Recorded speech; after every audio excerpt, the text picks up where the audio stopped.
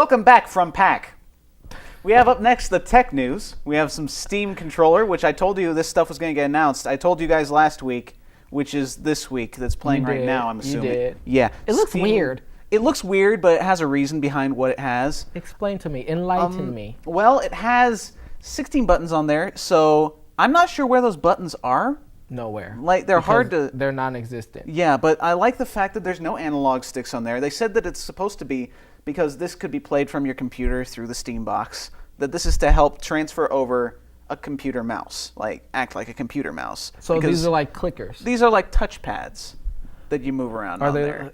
Are they like sensitive to your finger, almost like a touch screen? Yeah, they are. That's how they're going to work. They're kind of like... Do you think that since this is like the first time that they're coming out, they're going to have some glitches with them, like a little bit of lag? Yeah, that's why they're going to release a beta they're going to have. But that's covered later. We're going to cover that a little bit later. But it combines precision with comfort, they say.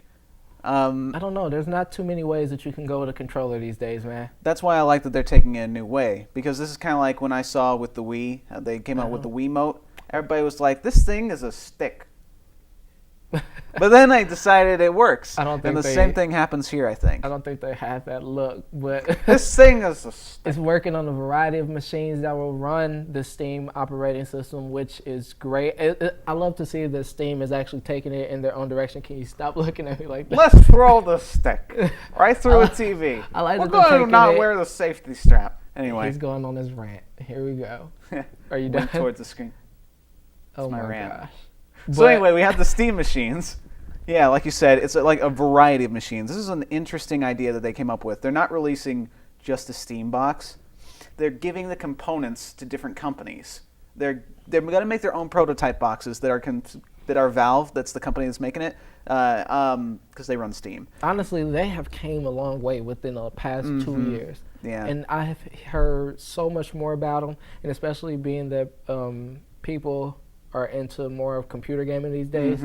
It's just good to see that there's a new, well, not necessarily a new platform, but a platform that's it's coming back, kind of. Yeah, because I like that. People are liking the fact that it's more accessible to somebody who's using a computer all the time. I like it. I like the variety. They're feeling like with like the Xbox One and the PS4 and all the prices and stuff and all the controller prices and things, that with a computer, if you can afford the computer, it's a lot less expensive from that point forward. That's true. And that's the fact. You know, games go for like $60 on the consoles, but on Steam it could go for $5. So it's a big deal if you can afford it. Yeah, and about 300 of these will be released to the public to be tested. I tried signing up myself. Because you have to have certain criteria on Steam if you want to get it. Like you have to have a certain amount of years of service in Steam and other like certain type of games you've played, and then you can sign up for a waiting list to possibly get the 300 boxes. One of those. And there have been, last I checked, which was like a day after it got announced, this thing, 23,000 people had signed up. So that's a big list there. And I'm surprised that it's not more. Yeah, but it's nice that not just this beta here, those parts are going to be given to like developers, like I said, and they're going to develop their own systems off of it. Like other companies could make their own consoles using the Steam box as their basis. Sharing is caring. And they'll sell it for different things. Like one company may sell it more for graphics, another person more for speed, and it'll all run off of those components that are all produced by Steam itself. And they'll all technically be Steam boxes, but you won't have one set console, which is an interesting idea. Well, that works for me. Speaking of speed, let's take it to a pack. Dick Daly, the indie gamer. I like his packs. Yeah, let's go to his pack. I like looking. Let's go to his pack. He likes looking at you, Dick.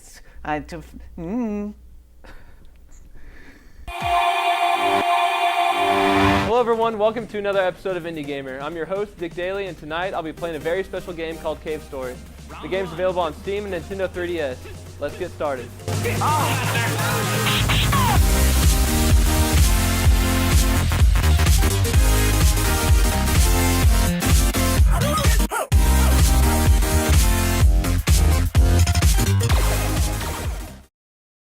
The game follows a main character named Quote.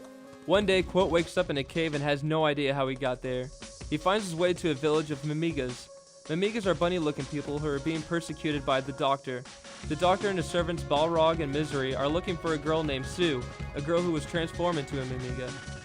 Sue's mission is to find a way out of the cave island by hatching a dragon's egg and finally escaping. The goal of the game is to help Sue out by leaving the island and stopping the evil doctor's plan to control the Mimiga by using a red flower to create an army and destroy the world. Many of you probably think the game looks crappy because of the graphics, but graphics don't make a game, and this game is amazing. It takes me back to the good old 8-bit gaming days. The game even looks like a few NES games like Metroid and one of my favorites, Mega Man.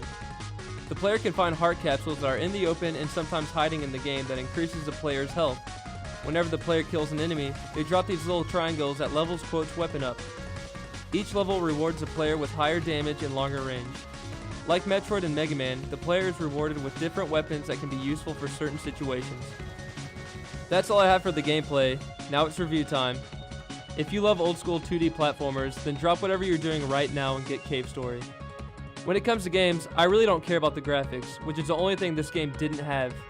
It has a fun, fast-paced gameplay, awesome 8-bit soundtrack, and a great storyline. IGN scored the game with an 8.5 out of 10. This is what Damon Hatfield from IGN had to say about the game. Cave Story is one of the best NES games ever made. It tells an elaborate tale full of endearing characters, fun boss fights, and satisfying weapons. Cave Story Plus is available on Steam for PC, Mac, and Linux for just $10. Cave Story Plus is the original game but with enhanced graphics and remastered audio.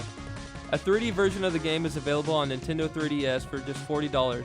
If you don't feel like paying for the game, you can download the original game at www.cavestory.org for free. If you have any questions, hit me up on Twitter at KNWT IndieGamer. Once again, I'm Dick Daly, and thanks for watching.